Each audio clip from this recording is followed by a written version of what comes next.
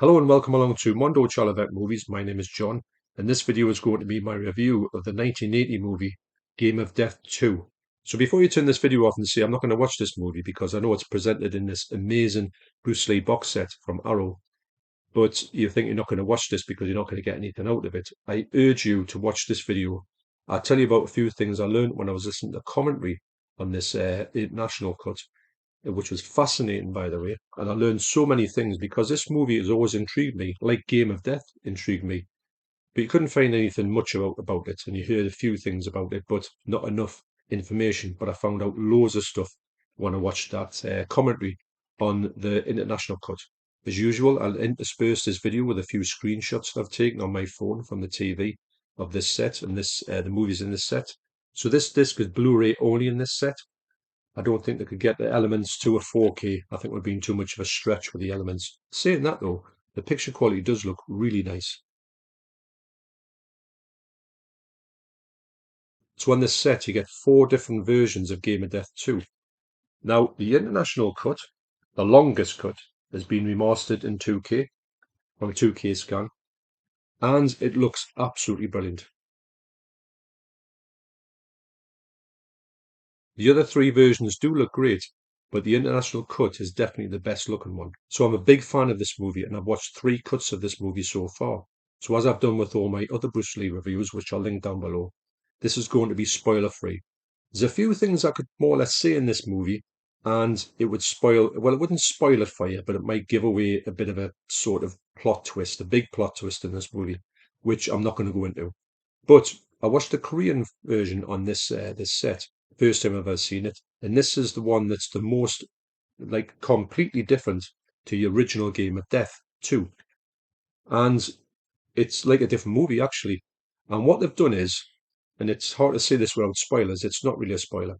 There's no Bruce Lee footage in Game of Death 2 Korean cut, which is called Tower of Death, at all. Although he is in it from behind, can you believe it? So what they've done with the Korean cut is to take all of Bruce Lee's war cries out of it. And it's quite interesting actually, because this movie is a great movie. It's a great kung fu movie. It's got some great people behind this movie, some real big stars, which you wouldn't believe. But you know, when I tell you about who has sort of helped to make this movie what it is, you'd be surprised.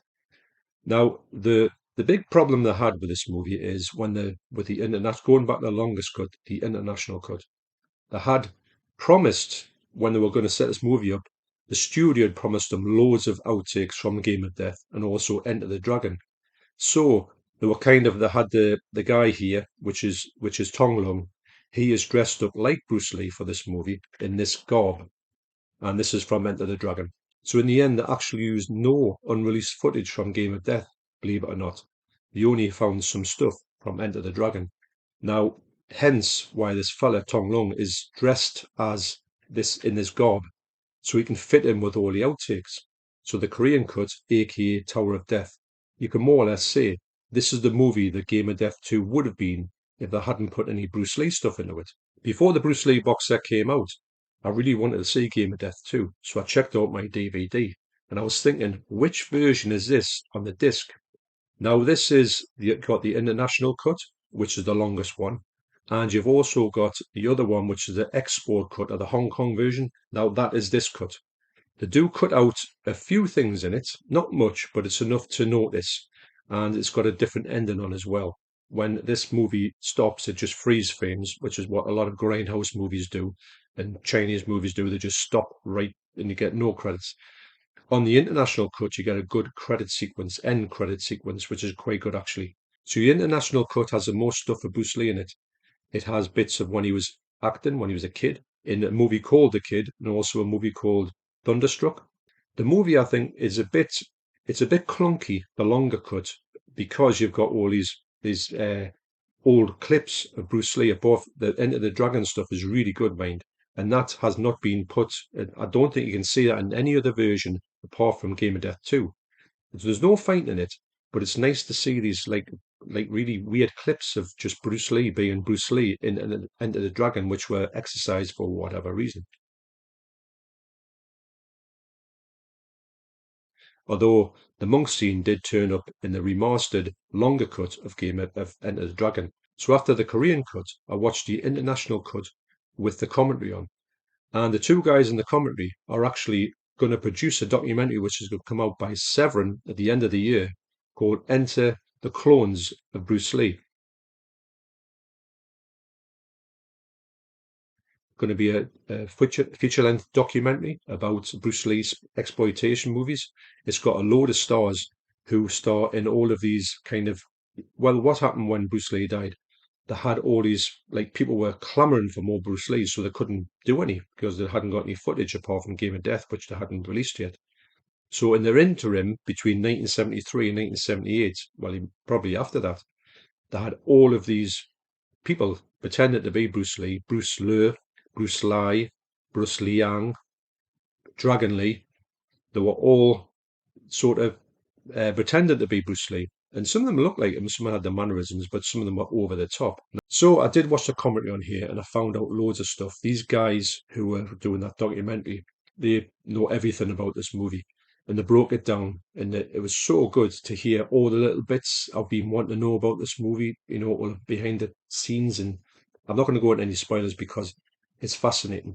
I keep going on about how good this movie is. Yes, it's not by no means it's not a good Bruce Lee film, but I'm watching it for a different reason. I'm watching it for the actual skills that I'm seeing presented. Also, as well, this fella here, when you see him doing cartwheels and spins and all sorts of manner of stuffs, it's not actually him.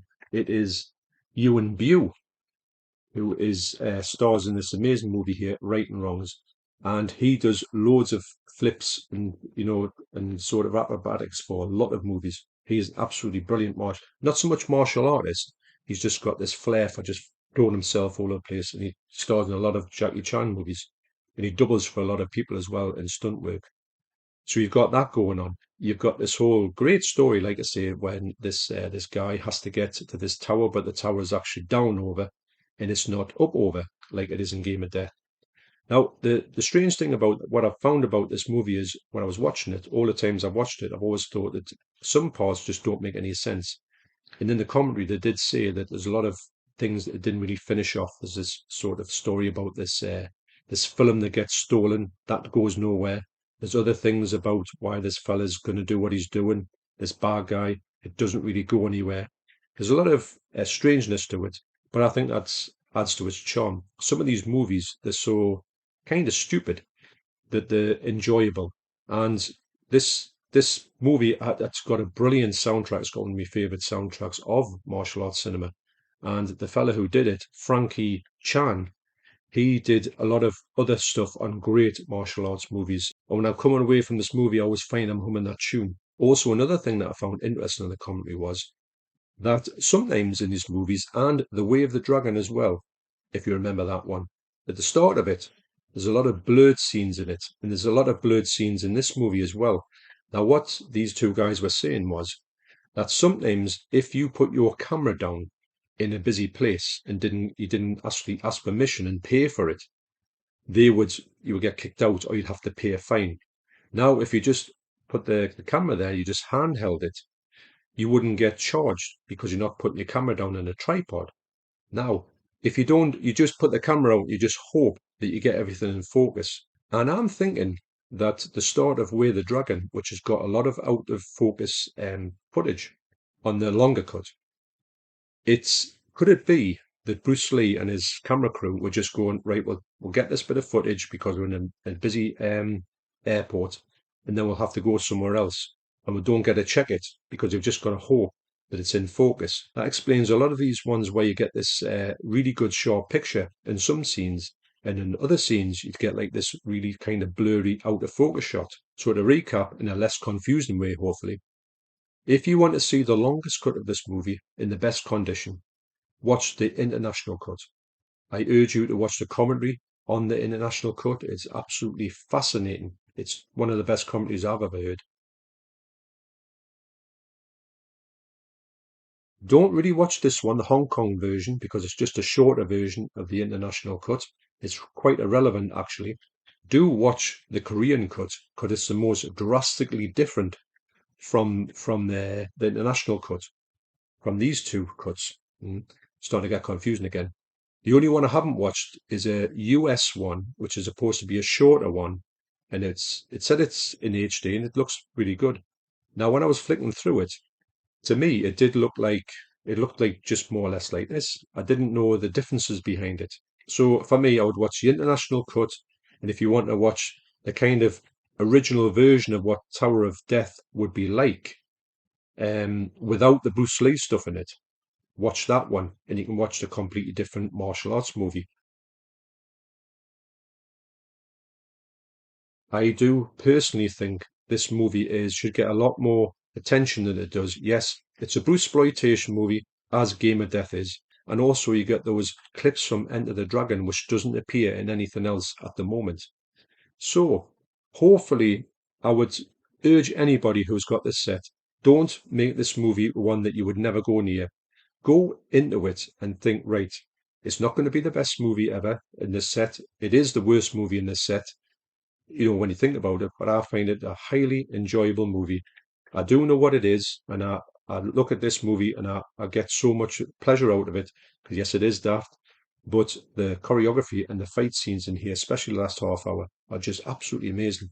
And I think it would be a shame if people were just to write it off by saying it's just absolute rubbish. I personally think it's a great martial arts film. But at the end of the day, as an example of Bruce exploitation, this is probably the best ever Bruce exploitation movie that ever was. So, thanks for watching. You take care, and I will see you on the next video. Cheers.